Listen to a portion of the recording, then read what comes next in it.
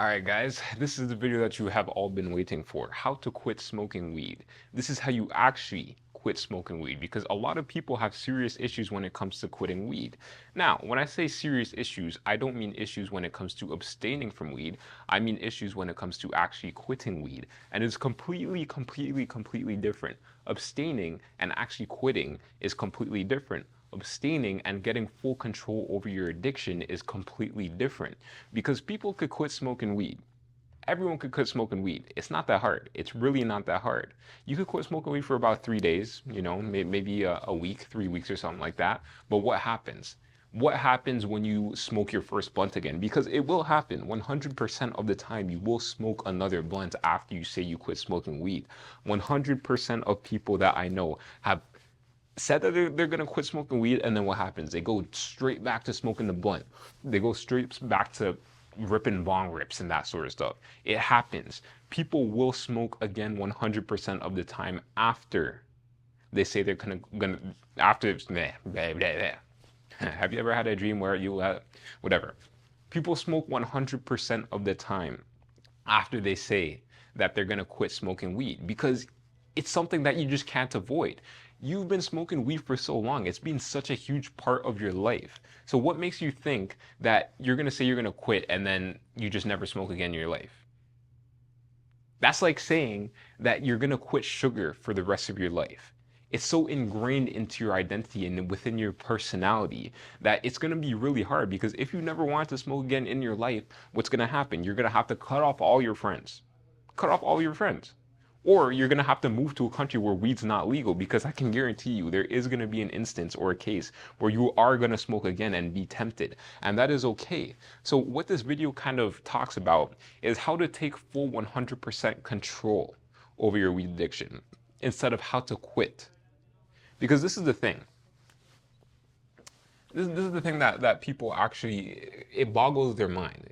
This actually boggles their mind. I will still smoke.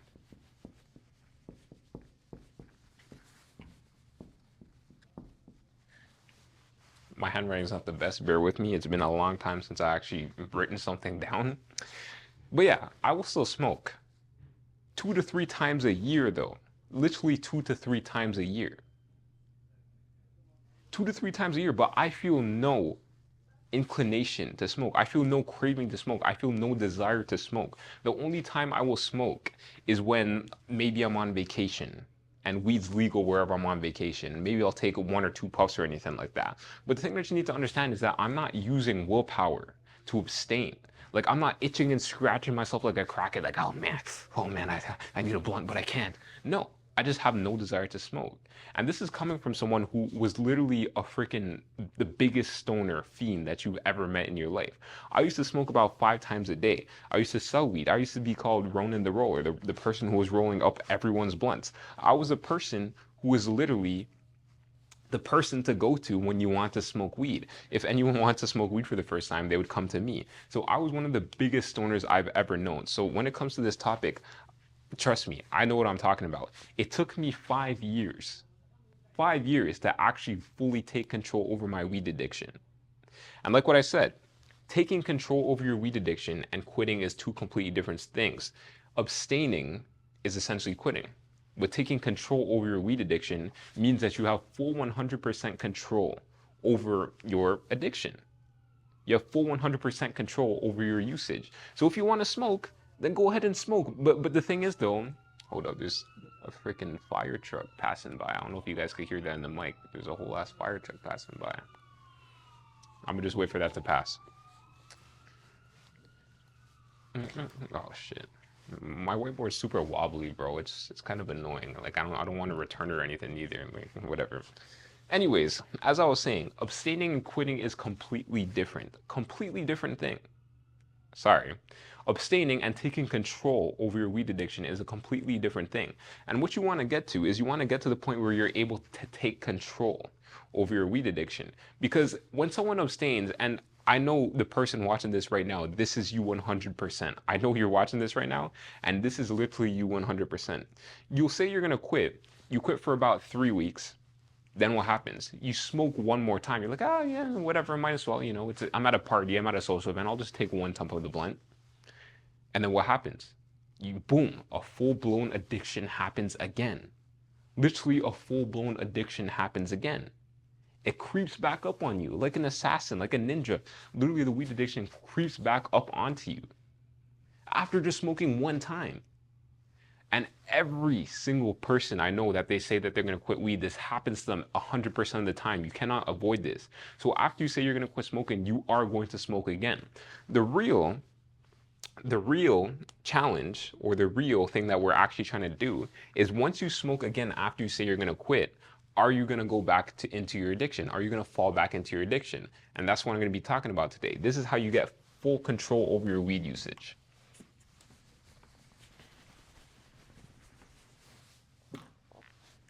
So right now I'm going to make like a little chart. It's not in the center, but whatever. These whiteboard markers are not thick at all. From the dollar store. I should have got better ones. So, I'm going to make this little chart here.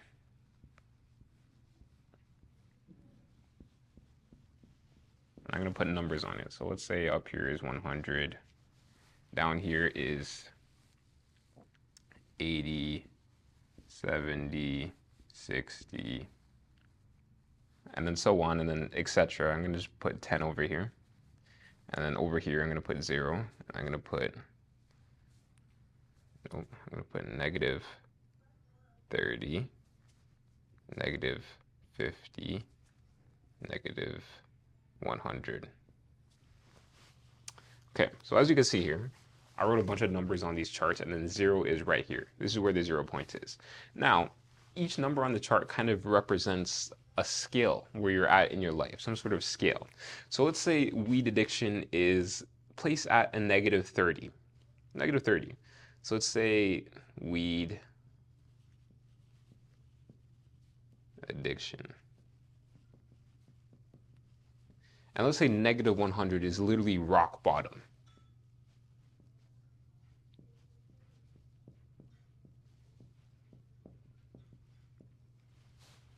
Negative 100 is rock bottom. Think of like the worst situation you can ever be in. Like the situation where life is just shit. You're probably addicted to crack, heroin, meth, and black tar heroin and opioid. You're addicted to every single thing you can be addicted to out there. And life is just going to shit. You're basically at the bottom of the barrel of society.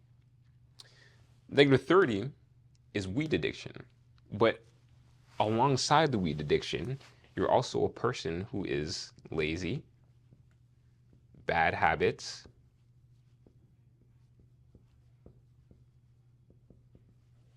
emotionally immature. Let's put EI. You guys get it. So negative 30 is at a point where you have weed addiction, but also a lot of these issues up here. Then, let's say up here, let's say positive 80. Positive 80 up here is your dream life.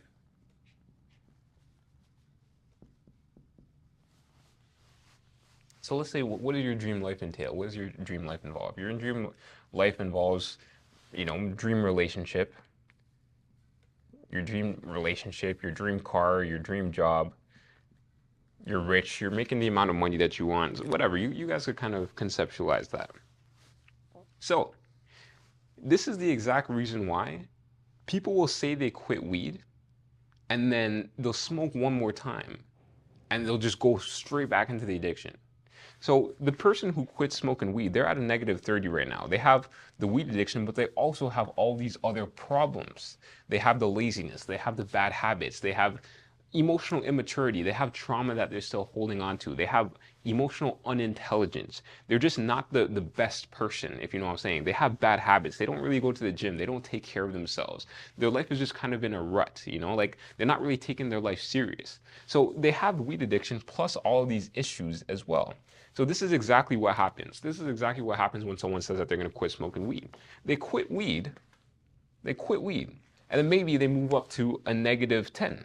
They move up to like a negative 10. I'm just going to put negative 10 over here. They move up to a negative 10. They go from a negative 30 to a negative 10. But they stay at that negative 10 level. They stay at that negative 10 level. So what happens when they smoke another blunt, which is going to happen 100%? The negative 10 level is pretty much everything over here except no weed addiction. So the only thing that they changed from their life is the fact that they smoke weed. They're the same exact person except they cut out weed. So if you're the same exact person but you just cut out weed, technically you're the type of person who the entity of weed is able to grasp. You're the type of person that is going to get addicted to weed. You're the type of person who, like what I said, the entity of weed has more effect over. Let's say weed was like a seductive female. Let's say weed was like a seductive female, because it kind of is. It really is. A person who is at a high level, he would not fall for that seductive female. But a person who is at a low level, he would be more susceptible to falling for that seductive female. Let's say you're walking down the red light district. I think it's in Amsterdam. I don't know where it is. We're walking on the strip of Las Vegas, and you see some like crack whore, like the girl that looked like the girl from Breaking Bad. She comes up to you, and she's like, "Oh, you want to take a couple sips of cocaine and party tonight?" The person who's at a low level, they'd be like, "Oh yeah, fuck yeah," and they'd be like, "Yeah, yeah, let's do it." But a person who's at a higher level, they're gonna be like, hell no. I mean, what the hell? So the person who would say yes to that crack whore, what type of person do you think he is? He's a person who is probably lazy, has bad habits, um, zero emotional intelligence, probably no discipline. He probably doesn't go to the gym. He probably doesn't have self-respect or anything like that. But if that same crack whore went to the same exact person who's at a higher level, who's at a higher level on this scale, what do you think he's gonna say? He's gonna say, fuck no. He'd be like, hell no. Like, get out of my face, you dirty whore. That's exactly what he's gonna say to that girl. So, this is the exact same thing with weed. The exact same thing with weed. Someone will literally be the same exact person who's still susceptible to that, I don't want to say crack whore, I feel like that's mean. But the same exact person who's susceptible to that seductive female who is at a lower state of consciousness, I guess you could say, he's going to be susceptible to her. And he's going to be susceptible to weed because he's the same exact person. Think about it. If everything in your life is the same exact way that it was when you quit smoking weed, or when you were smoking weed, except for the fact that you just don't smoke weed anymore, what do you think is going to happen? You are naturally going to be bound to smoke again. You are naturally going to be susceptible to falling back into the lifestyle of a weed addiction. Everything within your life is conformed to a person who smokes weed. Everything in your life is conformed to that type of person who is susceptible to fall into addictions. Because a person who's a weed addict, there's a reason why that person's a weed addict. There is a specific reason why that person is a weed addict. It's because he has maybe he has trauma in the past. Maybe he has an addictive personality, where he tells himself he has an addictive personality, but there's reasons to this stuff. He might be emotionally escaping something. He might feel a bunch of guilt and shame, and that guilt and shame is causing him to smoke even more. He's operating at a low caliber. Now that's important. By the way, if anyone needs help with quitting weed and that sort of stuff, trust me, this is one thing I'm an expert at. An expert at. Click the link in the description below if you need help quitting weed and that sort of stuff and getting control over your addiction. And when I say quit, I don't mean quit. I mean kind of like be like me, where I can smoke wherever I want and it makes no difference at all within my mind. Like, I don't feel the desire to smoke weed at all. I could choose to smoke weed, or I could choose not to smoke weed, but I usually choose not to, just because of the fact that, like, I just don't feel like it. Like, I don't have any desire to do it. Anyways, let's get back to what I was saying. So what I was saying is that that person is still susceptible to the seductiveness of weed. But let's say that person were to raise their caliber. They were to go up on this scale. And it doesn't even have to be to the level of your dream life. It really doesn't. It could be to the level of a person who is just adding good habits in their life. Let's say a plus 30. Let's say a plus 30 is at the point where you're working on your stuff, you're working towards your goals, you're going to the gym, you're developing good habits. You're developing good habits. You're learning more about your emotions, etc. Look what I said, guys. Don't mind my handwriting. Like, I've never had good handwriting in my life, and it's been a minute since I've actually written something down. I don't use paper like that nowadays. I only get paper, if you know what I'm saying. But yeah, like what I was saying, if you were to raise your level, raise your caliber to the point where you are no longer susceptible to the entity of weed addiction, then you are not going to fall back into this entity.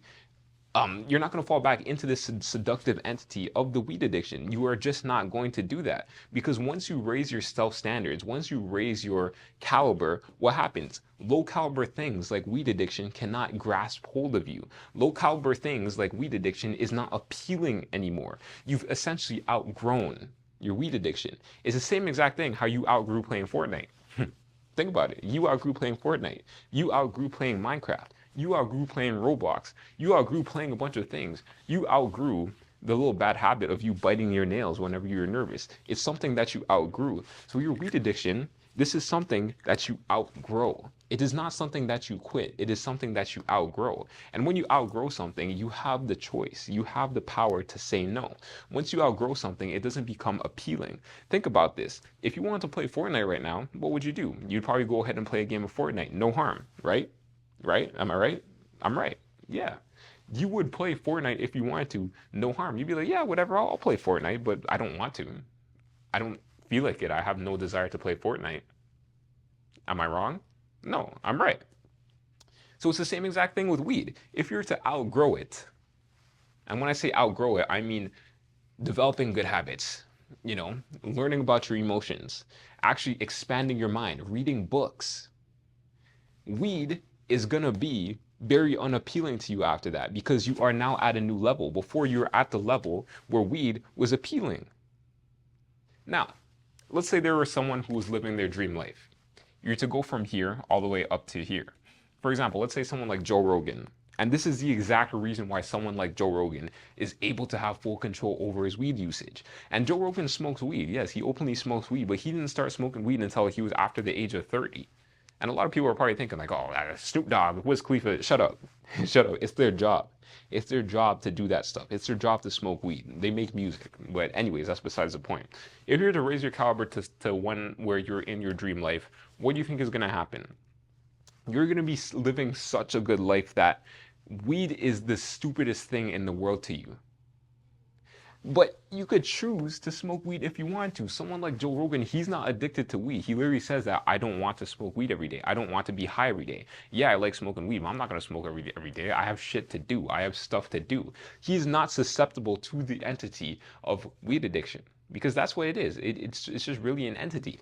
And when I say entity, what I'm talking about is it's essentially a form of consciousness, or it's a form that's physical, if you know what I'm saying. And I'm not saying that literally, like I'm not saying that there's a fucking ghost that's attached to you on some like weird shit. No, I'm saying that metaphorically. So yeah, relax. Now, if you're to live your dream life, and let's say you were to smoke weed again, what would happen? You would say, oh, like that was fun, that was cool. Am I gonna do that tomorrow though? Probably not. Why? Because I don't need to. I'm already so fulfilled in the inside that I don't need weed to kind of enjoy myself.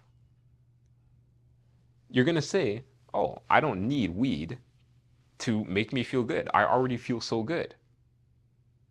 It's the same exact thing as this. Let's say you were to, okay, let's say that you were a person who drives a Lamborghini. And the person driving the Lamborghini, he's at his dream life right now. Or let's not even say he's at his dream life right now. Let's just use a Lamborghini example. If you were driving a Lamborghini and you get used to driving a Lamborghini, you're driving a Lamborghini, you're going top speed, you're zooming down the highway, you see the girls looking at you, you see the guys looking at you if you're into that, pause. You see everyone looking at you. You feel the speed, you hear the noise. Just think about it, you hear the noise, everything. You're going fast, you're zooming down the highway, the inside smells good. The outside looks amazing, it's your favorite color. Let's say you're driving that Lamborghini for a year straight. It becomes your normal. That's your car. That's your daily driver. So you're so used to driving this Lamborghini. But now, let's say it were to break down. Let's say you're to crash it. You're to fuck up, you're to slip on a banana peel, and you're to crash it. Now, the only car that you have to drive is a beat up 2001 Toyota Corolla with 500,000 kilometers on it, or miles. The paint is rusted, the wheels are basically flat, it rattles every time you turn the car, it smells like shit, the radio doesn't even work, you're using one of those ghetto Bluetooth transmitters. That's the only car you have left to drive. So let's say you go ahead and drive that 2001 Toyota Corolla. What do you think is going to happen? You're going to think in your mind, yo, this is fucking shit. I don't like driving this 2001 Toyota Corolla. You're going to notice the difference in the speed between the Toyota Corolla and the Lamborghini because you're so used to the speed of the Lamborghini. So if you're to downgrade down to a 2001 Toyota Corolla, you're going to be like, yo, I do not like this. What the fuck? Like I can't drive this car. I literally can't drive this car because it's shit. You're so used to the Lamborghini speed that driving a 2001 Toyota Corolla feels like ass. So what are you going to do? You're going to do everything that you can to get back to driving that Lamborghini. Am I wrong? No. This is the same exact thing when it comes to raising your caliber. This is the same exact thing when it comes to weed addiction. Someone who raises their caliber to the point where they don't need weed. Someone who raises their caliber to the point where they have good habits and they have good emotional intelligence. They have good emotional health. They're in a good, fulfilling, loving relationship. Everything in their life is going good for them. Everything in their life is kind of like catered towards development and raising the caliber. If they smoke weed again, they're gonna think like, yo, like I don't want to do this. Like I don't want to get addicted to weed, right? Because you're operating at such a low caliber. They start to feel the effects. Now let's say someone who was actually living their dream life does fall back into weed addiction. This is what's gonna happen. He's gonna notice like, damn, I feel as if things aren't really enjoyable anymore. I could kind of sense that my dopamine receptors are getting cooked. Like I've been producing so much dopamine and skyrocketing my dopamine point levels to the point where I have to rely on smoking weed to get my dopamine now. My sleep is kind of fucked up. It's going to ruin so many aspects of your life. So you're going to notice it. You are going to notice it. The person who's addicted to smoking weed, you who's watching this video right now, you don't even know that you're operating at a low caliber because you don't know what it's like to operate at a high caliber. You don't even know. The grass is greener on the other side. You literally don't know because you have no experience with it. If you're addicted to smoking weed, I can probably guarantee that you're watching this video right now. You were not living your dream life and then developed a weed addiction. That is probably not true. You developed a weed addiction when you were young. You started off smoking weed in high school or maybe college, university, and you're just using it to escape your problem. You're using it to escape your negative emotions. Am I wrong? Exactly. No. So the person who is addicted to smoking weed, they operate at a low caliber. They operate at such a low caliber. And guys, I'm not trying to diss you. You know what I'm saying? Like, I'm not trying to freaking bring you down or anything like that. But usually people who have chronic weed addiction, they're operating at a lower caliber. And operating at a lower caliber, it doesn't mean you're a bad person. It doesn't essentially mean that you're a bad person. It means that you have a lot of baggage. It's kind of like walking around with a ball and chain tied to your leg. It's kind of like walking around with a freaking, I don't know, a boulder on your back. It doesn't mean you're a bad person. It just means that that's what you're dealing with. So that person's operating at a lower caliber. What happens when they drop that rock or they cut off that noose, the ball and chain on their foot? They end up excelling. They end up going to a higher caliber. They end up outgrowing their addiction. They end up getting to the point where they don't need weed to fulfill them anymore. They end up getting to the point where their brain chemistry is literally normal now because they haven't cooked it and fried it with weed. Their brain chemistry actually runs normally now. Their dopamine receptors actually fucking work. Their dopamine receptors are actually producing normal dopamine. They're not getting mood swings because their serotonin levels are normal. Now, if you're at a low caliber and you were to quit smoking weed for, let's say, 6 months and you were still to be the same exact person, right? You're to still be the same exact person. You're still lazy, bad habits, emotional unintelligence, etc. You're going to feel the effects of quitting. So your brain chemistry is going to go back to normal, etc. But what are you going to do with that extra normal brain chemistry? If you're still doing the same exact things, you're going to get susceptible to the entity of smoking weed because you're the same exact person. You're still in the same position that you were in when you were addicted to weed. So of course it's gonna get you. Of course it's gonna fucking get you. Now, when you do have that extra brain chemistry, your dopamine receptors are actually working normally, your serotonin levels are normal, your endocannabinoid system isn't fucking up your sleep, nothing like that. If you use that extra energy to outgrow weed, if you use that extra energy to develop yourself, grow as a person, you're gonna raise your caliber. You are going to raise your caliber. But yeah, guys, like what I said before, this quitting weed stuff, it goes pretty deep. This stuff goes pretty deep. I was addicted for 7 years. It took me 5 years to actually take full control over this, and all this stuff that I'm saying right now, it comes from literally years of reading books. Years of reading books. I've joined programs, spent thousands of dollars on trauma release, all that different type of stuff. So this stuff is literally the easiest way to quit smoking weed. You don't have to use fucking willpower. You don't have to start scratching at your neck like, oh man, I need to smoke, and going through the cycle of, oh my god, like I quit weed for 3 weeks, but now I smoked again. Now I have an addiction again. Oh my god. No, you don't have to go through that. So if you want to go through, if you want to expedite the process, we make the process as quick as possible. Click the link in the description below. I'm going to teach you all that stuff. Trust me. Click the link in the description below. You're going to love it. All right. Later, guys.